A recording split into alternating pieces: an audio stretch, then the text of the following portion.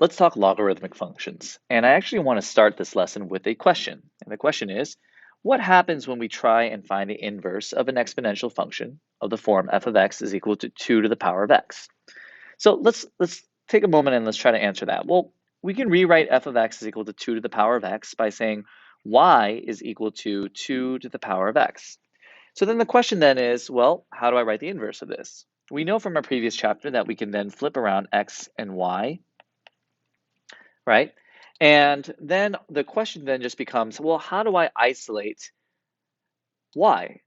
Well, you're sitting here and you might be thinking, well, I could try to raise both of these to the power of 1 over y, and that would essentially say 2 to the power of y over to the power of y raised to the power of 1 over y.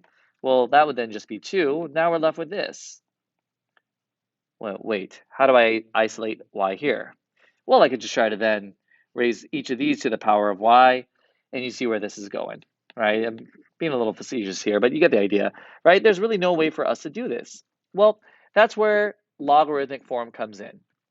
And the idea here is that the logarithm was constructed so that we could find a way of writing the inverse of an exponential function, okay? So we would say here, we can say the following. We're going to write the log with a base of 2 raised to the power of y. That means that y is actually going to go over here, and then our argument of our function is what our exponent here was equal to. This was our inverse, and now this is our inverse in logarithmic form. Inverse in what's called logarithmic form. I'll just abbreviate that here. So a logarithm is what allows us to write the inverse of an exponential function. It was the only way that we could go from our original function and then that inverse so that we could write y as a function of x. So now that we have a logarithm, we can write y as a function of x. So the logarithmic form, the idea here of a logarithmic form is that the base of our exponent is now going to be the base of our logarithm. The power or the exponent of the power here, okay, is what our logarithm is equal to. And our argument is what the exponent was equal to. So oftentimes when I'm just talking about this with students, I'll say log base b of n is equal to x. I would say we'd write this as b to the power of x is equal to n. And this is what allows us to kind of go back and forth from logarithmic to exponential form. But doing this kind of counterclockwise motion here, we can then write this as b raised to the power of x is equal to n, which is what I've written down here, so that we can go back and forth from logarithmic to exponential form. So we would say here, the way we'd read this is log base b of n is equal to x. Here in what I've written out, we would read this as log base a of x. So now that we know what a logarithm is, that is, again, a logarithm is the inverse of an exponential function, let's make sure that we understand a couple of specific types of logarithms. First off, there's something called a common log. And this is anytime we have a logarithm with a base of 10. And I see a typo here in this next one, so ignore this for a second. But going back to this, anytime we have a base of 10, we can just write log of x. This is similar to how if you have the number 1 in front of an x, it's implied here when your coefficient is just 1 that you can just write x. And it's the same kind of idea. When our base is 10, you could just write log of x, and it's implied that your base is 10. Another thing that you might see is something called a natural log. And in our previous lesson, we talked about the natural number e. When your base is that natural number, another way of notating that is ln of x, or this is known as the natural log of x here, okay? So going through a couple of these, let's look at a few of these. Let's rewrite some of these logarithms in exponential form. So to practice, we would say 8 raised to the 1/3 power, so 8 raised to that 1/3 power is equal to 2. So this is our logarithm written out in exponential form. What about number 2 now? Well, number 2, I don't see a base, but as we just said, when you don't see a base, this is equivalent to saying log base 10 of 1 over 100 is equal to -2. Now, if I want to write this in exponential form, I would say 10 raised to the negative 2 power is 1 over 100. 10 raised to the negative 2 power is 1 over 100, which is indeed the case.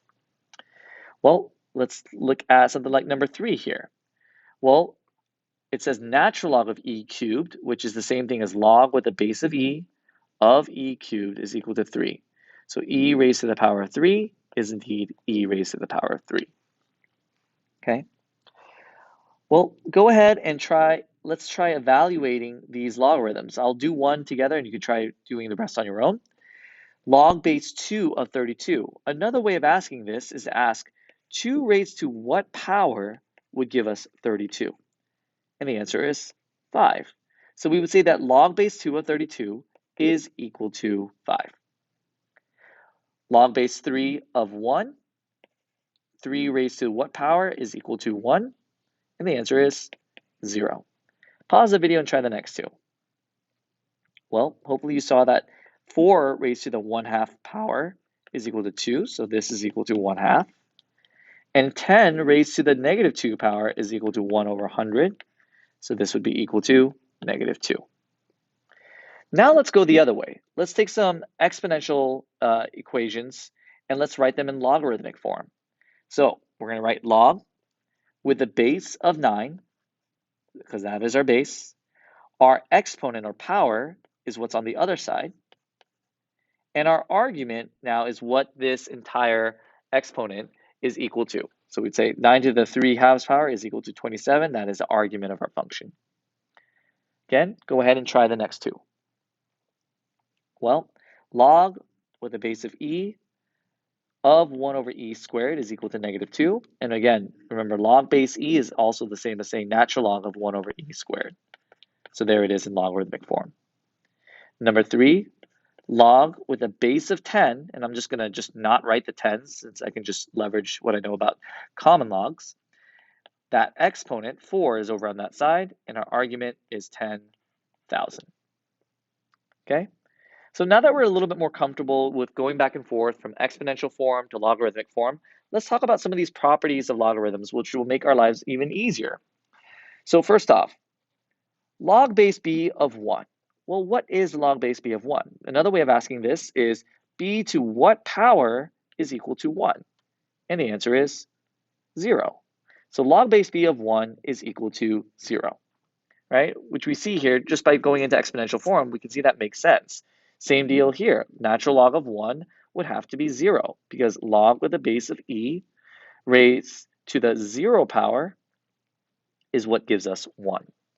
Log with e to the 0 power is what gives us 1. So anytime your argument is 1, you know that logarithm is going to be equal to 0 every single time. Well, what about when your argument is actually the same as your base? Well, try writing into exponential form to see if that makes sense. Log base b, let me go back into exponential form. B to raise to what power gives us b? Well, that has to be 1. Same deal here, natural log of e, it's got to be 1. So when your base and your argument are the same value, it's always equal to 1.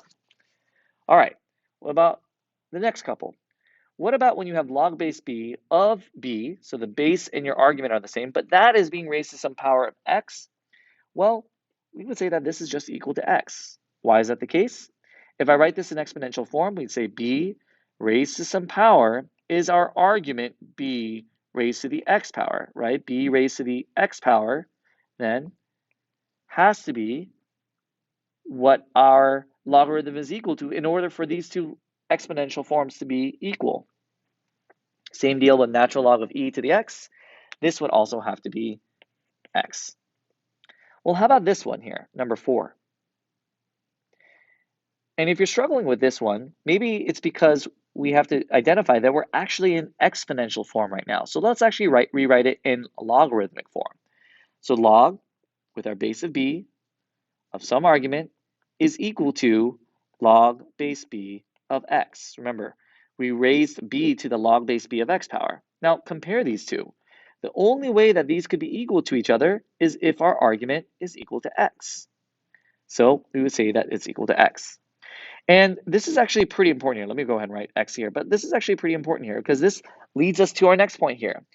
If you have two logarithms with the same base, and these two logarithms with the same base are equal to each other, that means our arguments have to be equal to each other. There's no other way. There's no way that these two logarithms could be equal if these arguments aren't also equal, provided, of course, that they have the same base.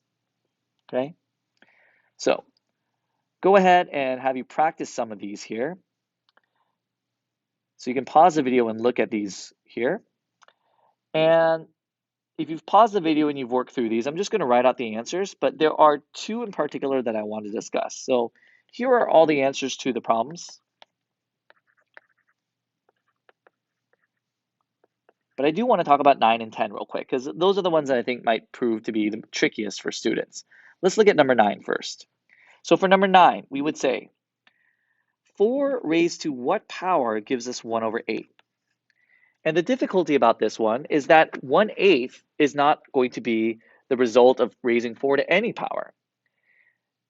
So something that might help is rewriting this base here and rewriting this value in terms of some other exponent. That is to say, 4 is the same as 2 to the second power, which now we're raising all of this to some power. 1 over 8 is equivalent to 2 to the negative third power. So now that these have the same bases, and we know that this is equal to 2 raised to the power of 2 times some value, let's actually put an exponent here. Let's call this x. Well, now we can just solve for x. 2x is equal to negative 3. That means x has to be equal to, let me actually make this a little smaller so I have some more space to work with. That means x has to be equal to negative 3 halves. So all of this is equal to negative 3 halves. What about number 10? 2/3, let me actually rewrite that. 2/3 raised to what power is equal to 243 over 32? And again, the issue here is that 32 is not the result of raising 3 to any power. Neither is 243 the result of raising 2 to any power. But I do notice that 32 is a power of 2, and 243 is a power of 3. So we just need to find a way to flip these around. So we can say 2/3 raised to some negative power. I know if I raise 2/3 to some negative power, well, what is the number that I can raise? 2 to the 5th power is what's equal to 32, and 3 to the 5th power is what's equal to 243. And that negative will allow us to say the following. Excuse me. This would be the reciprocal raised to the 5th power, which is what 243 over 32 is. So what was the power that we raised it to? Negative 5. So hopefully this lesson was helpful understanding what a logarithm is, how we go back and forth from exponential to logarithmic form. And now that we have some of these properties down, we can actually go ahead and quickly simplify and evaluate some logarithms.